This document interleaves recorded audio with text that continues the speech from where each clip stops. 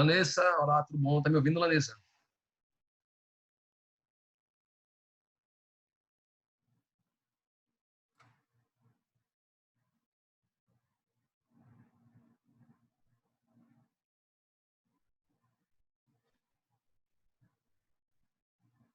Olá, voltando aqui, minha gente. Lanessa, tudo bom?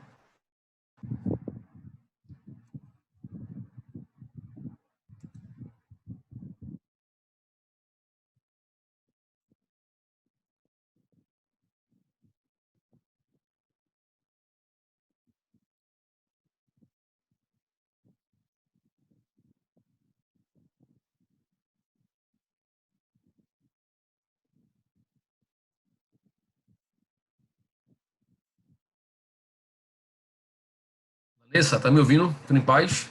Voltando aqui, só testando aqui. Sim, professor. Tô ouvindo, sim. Ok, tá ótimo. Cadê o restante do pessoal? Vamos ver se eles... Voltando aqui. Deixa eu só ver aqui no grupo aqui.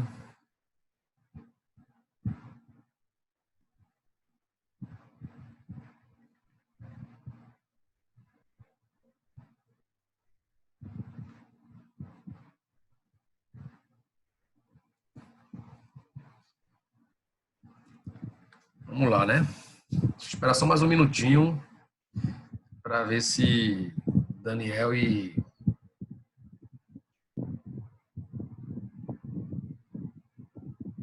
Tá certo. Tá tudo em paz com você, né?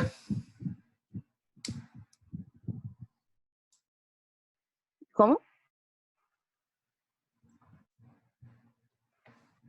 Perguntei se tá tudo em paz com você.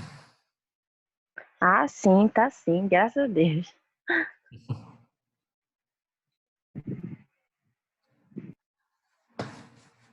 Eu tô falando com você, mas não tô lembrado. Me desculpa, mas não tô lembrado da sua fisionomia. Mas porque é tanto aluno assim. Não, tudo bem.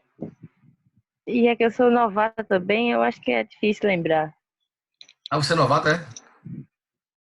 Aham. Mas você chegou até aula comigo. Sim, não, eu tive sim. Ah, certo, tudo bem. Eu sou novata na faculdade esse ano. Ah, tá. Porque você veio da onde? Veio da FG? Uhum. Certo, tudo bem. Normal. Um bocado de aluno tá vindo da FG, tá indo lá pra Metropolitana. É verdade. Não sei se o fluxo da Metropolitana pra lá, pra FG, também existe, mas enfim. Geralmente a frequência. Deixa eu ver. Eu vou falar aqui no grupo de novo, eu vou chamar o pessoal para ver se eles aparecem. Ah, se não aparecer, a gente continua. Vamos embora. Tá ok.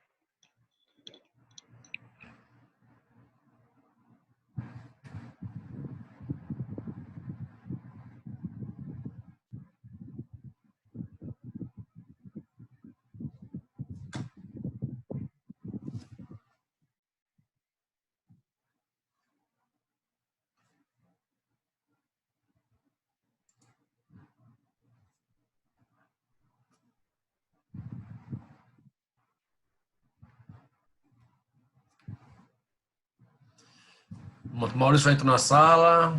Tô ouvindo. Sim. Vamos lá, né? Vamos embora. Se alguém entrar, manda o convite que eu aceito. Isso é uma.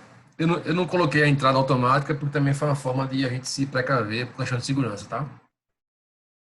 Tá ok, tá certo. Vamos lá.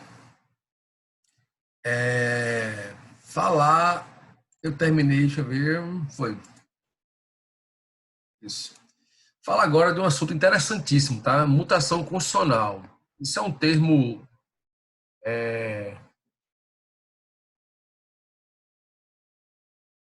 Luciana tá falando aqui no WhatsApp, tô vendo aqui que eu tô com o WhatsApp aberto de vocês, que ela não tá conseguindo entrar de forma nenhuma. Eu acho que deve ser problema na conexão dela, né? Porque, enfim, não sei o que é. Deve ser. Não sei se ela tá tentando acessar do telefone. Deve ser a conexão da internet, porque se tem uma internet legal, acho que não tem muita dificuldade não de acessar a sala, não. Então, vamos lá. Veja, esse assunto... Ela mesmo tava falando da internet dela. Eu questionei a ela se não era problema com a conexão. Às vezes é, realmente, a conexão lenta e tal, aí realmente você não consegue entrar mesmo, não. Mas veja, vamos lá. Esse é um assunto extremamente... Apareceu aqui um convite aqui. Luciana conseguiu entrar.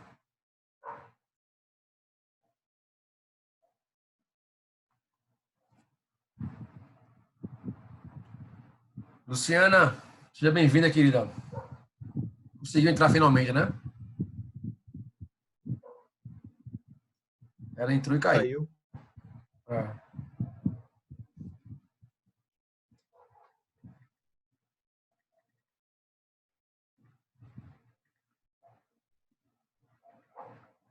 Vamos lá, senão a gente não termina hoje não. Tá, vamos lá, mutação constitucional. Esse é um assunto bastante interessante, comum, e vocês vão ver por porquê ele é tão usado pelo STF e do que se trata realmente, né? A chamada mutação constitucional ou interpretação constitucional evolutiva, ao contrário de procedimentos de emenda e revisão, cuida-se de processo não formal de mudança das constituições rígidas por via da tradição, costumes e interpretação judicial e doutrinária. A mutação constitucional é um processo informal de alteração de sentidos, significados e alcance dos enunciados normativos contidos no texto constitucional através de uma interpretação constitucional que se destina a adaptar, a atualizar e manter a Constituição em contínua interação com a sua realidade social. E, no caso, a mutação constitucional não se muda o texto, mas se altera o sentido à luz ou por necessidade do contexto. Na realidade, isso é um fenômeno utilizado por demais pelos ministros. O que é, na realidade, na prática, a mutação constitucional? É uma interpretação do texto da lei, do dispositivo, perdão, texto da lei não. É uma interpretação do dispositivo constitucional, dos artigos da Constituição, no sentido de fazer no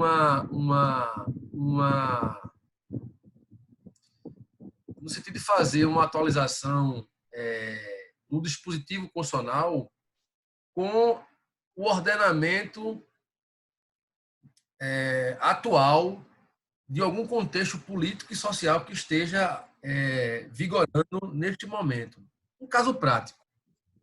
Você faz a atualização do dispositivo constitucional sem fazer emenda, sem mudar o texto de lei, através apenas da interpretação. Caso concreto, a questão da prisão em segunda instância, né, em que o STF interpretou o dispositivo constitucional no que se refere a você fazer a prisão em primeira instância sem esperar que o julgamento vá até o STF. Foi no caso específico, no caso de Luiz Inácio Lula da Silva, né? Não se mudou o texto de lei, não se mudou o dispositivo constitucional. O que houve foi uma atualização do ponto de vista do dispositivo constitucional de acordo com a interpretação dos ministros do STF. E isso o STF faz constantemente. Mudança de entendimento dos dispositivos constitucionais sem alterar nenhuma vírgula dos artigos e dos dispositivos constitucionais. E aí a gente pode citar uma série de entendimentos que era um do STF e modificou através apenas de uma interpretação constitucional. Esse processo de mudança de interpretação do dispositivo constitucional sem precisar modificar através de emenda constitucional chama-se, o que a doutrina chama de mutação constitucional. Ok? Vamos seguir adiante. E aí, assim, no Brasil vem sendo ultimamente adotada pelo STF para modificar a sua interpretação e jurisprudência sobre determinado tema. Aqui eu citei a questão da prisão a partir da segunda instância, né, sem esperar que ninguém seja condenado até o trânsito de julgado. Então, esse foi o entendimento mais atual e que grande repercussão. Mas tem vários, se você pegar em relação ao STF, por exemplo, o entendimento de permitir o aborto,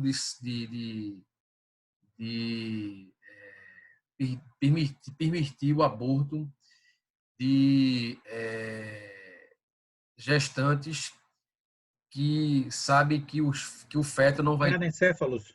que não vai ter sobrevidas, anencéfalos. Então, isso foi o entendimento do STF, de acordo, não precisa aprovar nenhum dispositivo de lei, nenhuma emenda constitucional, né? Já existia a proibição do aborto e tal, foi permitido. E aí tem uma série, célula-tronco, enfim, tudo em cima de interpretação constitucional através de dispositivos sem mudar o texto de lei, ok? Vamos lá. Direito constitucional intertemporal. O que é isso? É quando um novo ordenamento constitucional entra em vigor e o que acontece com o anterior e com as normas legislativas complementares e ordinárias. Vamos lá. A nova Constituição causará a revogação da Constituição passada, deixando o direito anterior, como é natural, órfão do seu fundamento constitucional originário. Neste contexto, surge a necessidade de saber como ficará o direito infraconstitucional precedente diante da nova Constituição. Eu tenho, por exemplo, um arcabouço legislativo, as leis ordinárias, enfim, os códigos que são leis ordinárias, leis complementares, né? O Código Tributário, o Código Penal, que viviam sob a égide, o nosso Código Penal é de 1940, que viviam sob a égide da antiga Constituição de 69.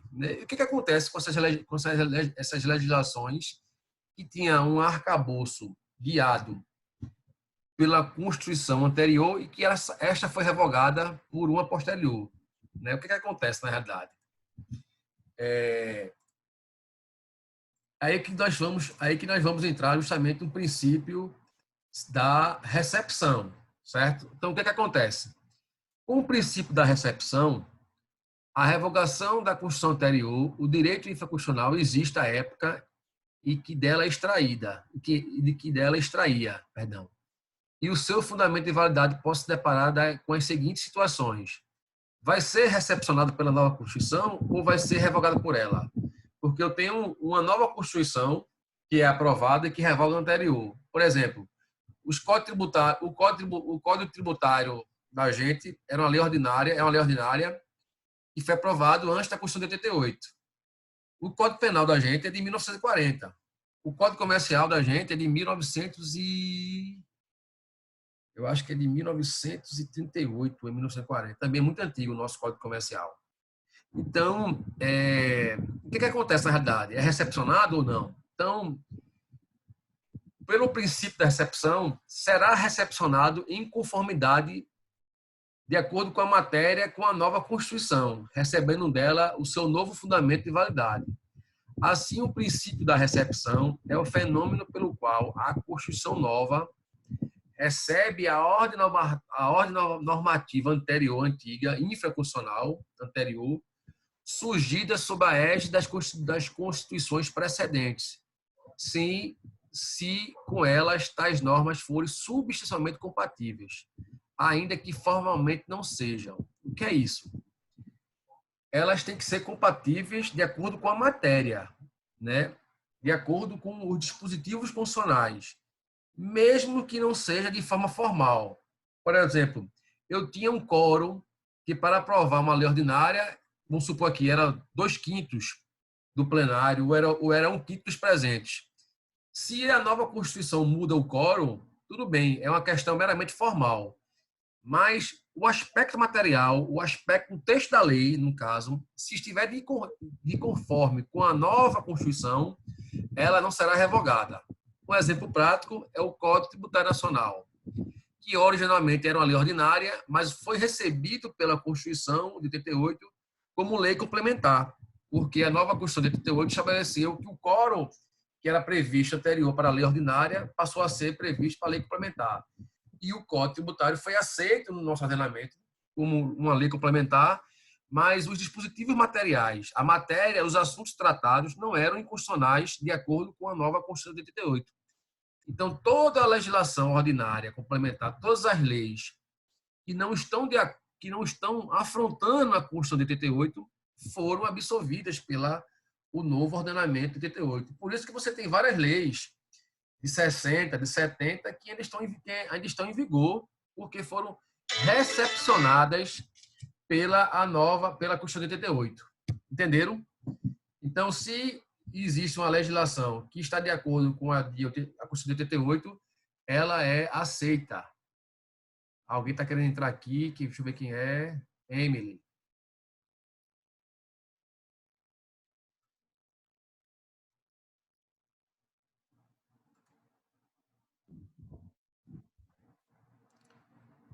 Vamos lá.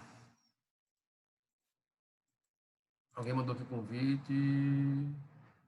Emily tá ok, Lanessa e Maurício. Alguém pediu e caiu. Vamos lá.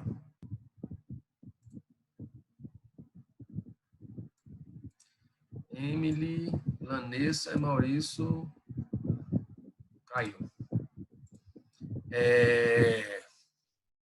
Seguindo adiante. E o que seria repristinação?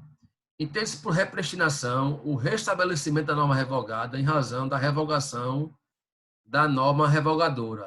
Ela é vedada pela Lei de Introdução ao Código Civil, que agora é as normas do direito brasileiro, que está previsto no artigo 2º, parágrafo 3º. Salvo quando a própria lei revogadora dispuser expressamente a respeito. O que isso quer dizer na prática? Eu tinha uma Constituição anterior, a de 69. Ela revogou uma lei que estava indo de encontro à Constituição de 69, certo? Se a Constituição de 88 revogou a Constituição de 69, a lei revogada de 69, a lei que foi revogada pela Constituição de 69, ela volta a vigorar? Não. Ela só volta a vigorar se tiver dispositivo expresso dizendo que aquela lei que foi revogada pela Constituição de 69 passa agora a vigorar através da promulgação ou da vigência da Constituição de 88. Então, para existir essa repristinação e você trazer uma lei que foi revogada pela Constituição anterior ou por uma lei anterior, ela tem que estar expressamente determinando essa repristinação, esse revigoramento da lei que foi revogada. Ok? Então é isso.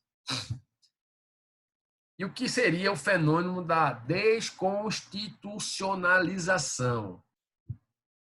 É a recepção pela nova ordem constitucional como leis ordinárias de disposições de Constituição anterior. Ou seja, as normas perderiam o status de normas constitucionais para assumir a posição de normas legais. Para que exista a desconstitucionalização, é necessário que ela tenha previsão expressa no novo texto de lei. Não faz sentido, né? Para existir a desconstitucionalização, é necessário que ela tenha previsão expressa. Não faz sentido eu ter um dispositivo constitucional e rebaixá-lo para a lei ordinária, né? Ou eu revogo ou deixo ele como norma constitucional, ok? Então, minha gente, era isso da aula anterior. Na realidade, essa aula que eu dou em sala de aula, basicamente, elas geralmente, como tem muito embate, tem discussão, geralmente ela é geralmente uma aula e meia ou 2 aulas em sala de aula, certo? Porque geralmente é uma aula mais dinâmica, gera muito debate, enfim.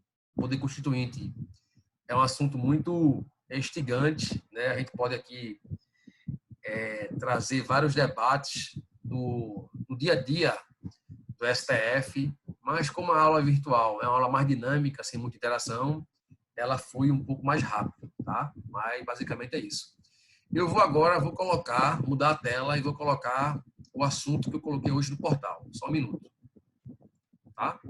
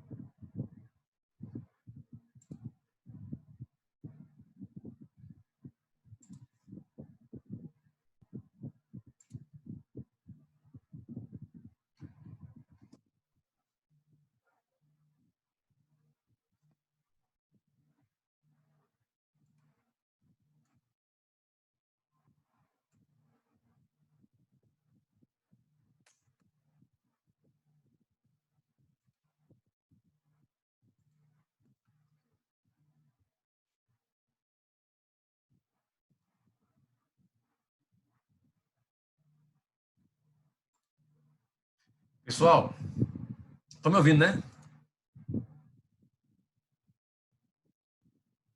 Outro sim. Tá, deixa eu ver aqui que estou só tentando aqui colocar a tela novamente. Só um minutinho aqui. Já estou apanhando aqui, já abri, só um minutinho. Consegui, vamos lá. Ok, tá aparecendo a tela para vocês, né? Constitucionalismo e neoconstitucionalismo. Tá assim, pra mim tá. Pronto, ok. É isso mesmo, bora. Sim, sim. Pronto, vamos lá. Eu tinha falado para Maurício, antes de iniciar a aula, que esse é o último assunto da teoria geral, que a doutrina chama teoria geral constitucional. E na próxima aula nós vamos já dar entrada na teoria, no direito constitucional positivo, que é justamente tratando especificamente já de alguns artigos e dispositivos da nossa Constituição. Então, essa parte doutrinária inicial, veja que nós falamos de direito constitucional, dos tipos de direito, dos tipos de Constituição, falamos do poder constituinte, falamos agora de mutação constitucional e vamos falar agora de um fenômeno chamado constitucionalismo e neoconstitucionalismo. Isso é uma coisa extremamente contemporânea em relação às disciplinas de direito constitucional. É algo extremamente interessante, porque tem a ver com um novo fenômeno do neoconstitucionalismo, da importância do direito constitucional nos Estados-nação e na construção desses arcabouços jurídicos, tendo como direito constitucional, né, a norma orientadora de todo o ordenamento jurídico dos Estados-nações.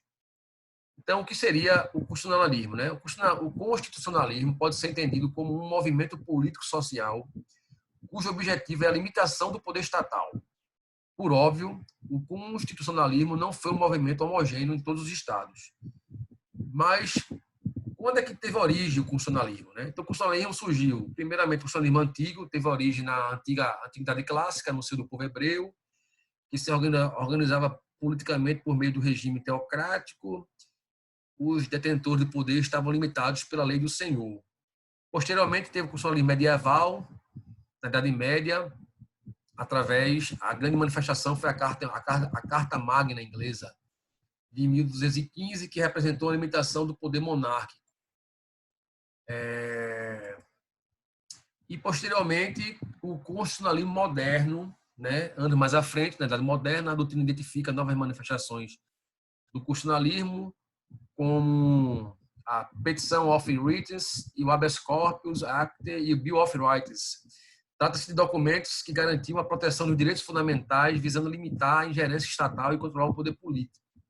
Embora as ideias do constitucionalismo não estivessem condicionadas à existência de constituições escritas, com o tempo essas se tornaram ferramentas essenciais para o movimento. Nesse sentido, são marcos do constitucionalismo moderno a Constituição dos Estados Unidos da América e a Constituição da França. Veja que sempre o direito constitucional, né, sempre limitando o poder estatal, o poder do rei absolutista, sempre delimitando esse poder. E antes já havia anteriormente alguns documentos escritos, como os pactos, a Magna Carta, a Bill of Rights e a petição das cartas de franquia de contrato de colonização.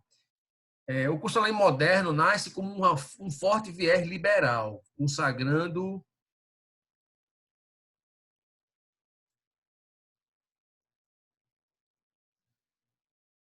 os alunos Daniel e Joana não estão conseguindo assistir a aula. Um recado aqui, certo, Emily.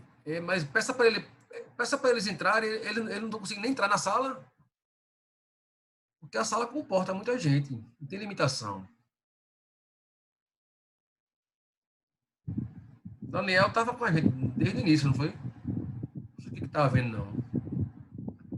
Sinceramente. Eles estão mandando um convite. Eu não tenho que aceitar, não? Hein? Eu não tenho que aceitar. Não, eu tenho que aceitar, claro, mas eles não estão. Porque quando a gente configura, a gente estabelece sala de espera. É justamente sala de espera. O que é sala de espera? É que quando vocês entram, aparece para mim aqui, negócio piscando aqui, laranja, na minha tela. E quando entra um aluno, aí eu vou e clico aqui, e clico e ele entra na sala, entendeu? É sala de espera, aí. Entrou. Maurício, deixa eu ver aqui. Emilanessa, não entrou ninguém, não. Maurício sou eu. Não, Maurício não, mas entrou aqui, apareceu um aqui e caiu novamente. Deixa eu ver aqui. Daniel, agora. Daniel entrou, admitir. Aí quando aparece, no surge. Adolfo mandou um print no grupo do WhatsApp que pediu para entrar na sala, estava aguardando só a sua autorização. Mas até agora ele ainda não entrou. Pois é, mas não. Quando alguém entra, aparece na minha tela aqui. Daniel entrou, ó. Daniel entrou, conseguiu entrar, Daniel.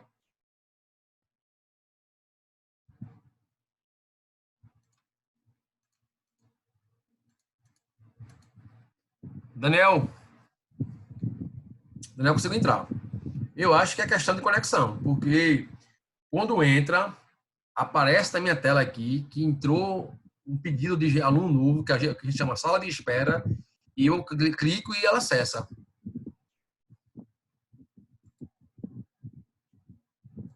Daniel acabou de entrar.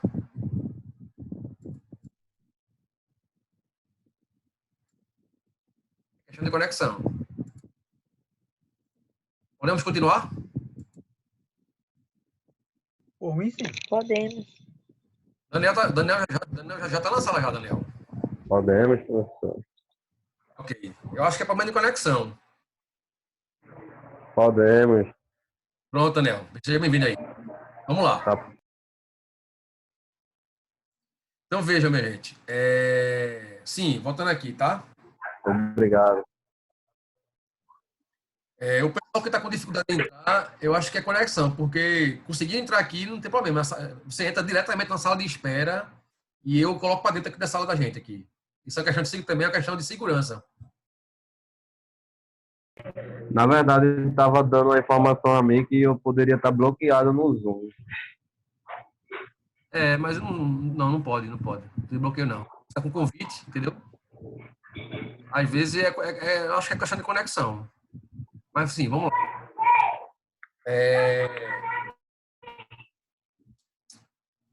O constitucionalismo moderno nasce com um forte viés liberal, né? Consagrando valores maiores como a liberdade e a proteção de propriedade privada, evidenciando o voluntarismo e a exigência de que o Estado se abstenha de intervir na esfera privada, né? Que chama-se o absenteísmo estatal. É o Estado intervir minimamente na vida privada das pessoas. Nós vamos ver que esse início desse constitucionalismo moderno ele modificou, porque o Estado hoje ele não é tão absentista, né? E nós estamos vendo hoje nesse episódio do Covid-19 como é importante a intervenção do Estado, inclusive na economia, na vida privada das pessoas. Então, eu costumo dizer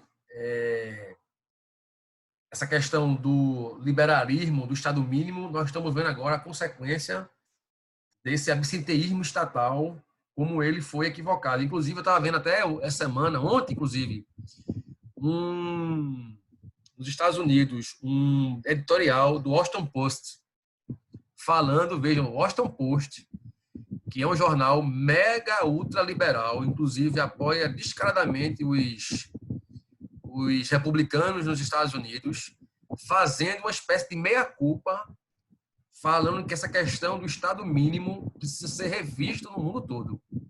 Eu achei uma coisa muito profunda do editorial do Washington Post, mas assim, para a gente também ver que o que nós estamos estudando não está desconectado com a realidade que nós estamos vivenciando hoje.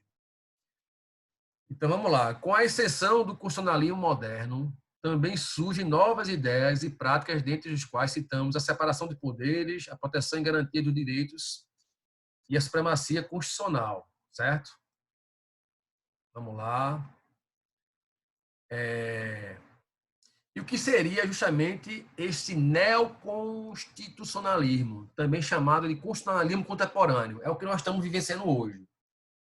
Avançado ou de direitos, tem como marco histórico, após a Segunda Guerra Mundial, né, representa uma resposta justamente às atrocidades cometidas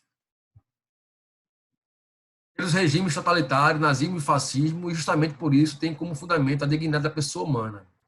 Esse novo pensamento se reflete no conteúdo das constituições.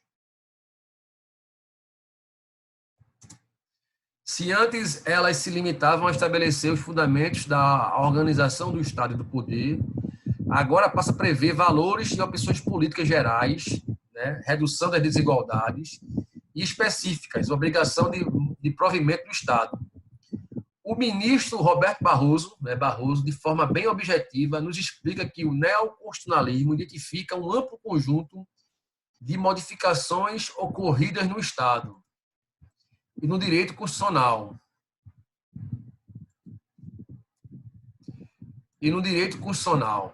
O marco histórico dessa mudança são a formação do Estado Constitucional de Direito, cuja consolidação se deu ao longo das últimas décadas do século XX.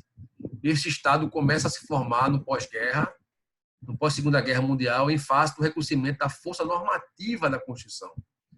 A legalidade, a partir daí, subordina-se à Constituição, sendo a validade das normas jurídicas dependente de sua compatibilidade com as normas constitucionais. Há uma mudança de paradigmas, o Estado Legislativo de Direito dá lugar ao Estado Constitucional de Direito. Então, veja, o neoconstitucionalismo, ele regula e prevê a importância desse Estado constitucional, no caso nosso, do Estado Democrático de Direito, como o ordenamento constitucional, como o direito constitucional, sendo o regulador e o definidor de todas as relações constitucionais e regulando todos os poderes, enfim, dando essa importância, acima de tudo, do direito constitucional no nosso ordenamento jurídico. O Zoom acabou de falar que eu tenho apenas 10 minutos. Vamos correr aqui. Faltam 13 lâminas, vamos correr. Tá? Então, assim, o neoconstitucionalismo está voltado justamente para a supremacia da Constituição, cujo conteúdo passa a condicionar a validade de todo o direito. Tá? E o que seria um fenômeno desse patriotismo constitucional, né? Patriotismo constitucional é um fenômeno que alguns doutrinadores trazem em seus livros. Esse termo está no livro de... Acho interessante, por isso eu trouxe para vocês. Está no livro de Diler da Cunha Júnior. Né? Está aqui o livro de Diler da Cunha Júnior. Está no livro de Diler da Cunha Júnior. É um dos poucos que traz esse termo, por isso que eu achei o termo contemporâneo nessa coisa que nós estamos vivendo no Brasil, né? O patriotismo constitucional, portanto, busca o reconhecimento de um constitucionalismo intercultural e deve reconhecer a diversidade de culturas e promover a conciliação entre todas as práticas culturais. Na década de 70, foi o historiador Dolph Sternberg o primeiro a usar o termo patriotismo constitucional como forma de oposição à noção tradicional do nacionalismo, visando a apresentar uma identificação do Estado alemão com a ordem política e os princípios constitucionais. Todavia, o filósofo e sociólogo alemão Habermas, nos anos de 80, afirmou que o patriotismo constitucional foi amplamente difundido no meio acadêmico e político com o fim de superar o conhecido problema do nacionalismo étnico que por muito tempo opôs culturas e povos. A Constituição passa a desempenhar relevante papel na vida do cidadão e da sociedade, na medida em que os defensores do patriotismo constitucional apontam a Constituição em fato do seu poder aglutinante como elo que aproxima os cidadãos com base nos pressupostos do Estado Democrático de Direito, fundado nos direitos humanos e na solidariedade social. O nacionalismo, estou olhando rápido porque só tem 10 minutos, tá? Desculpa aí o atropelo das palavras.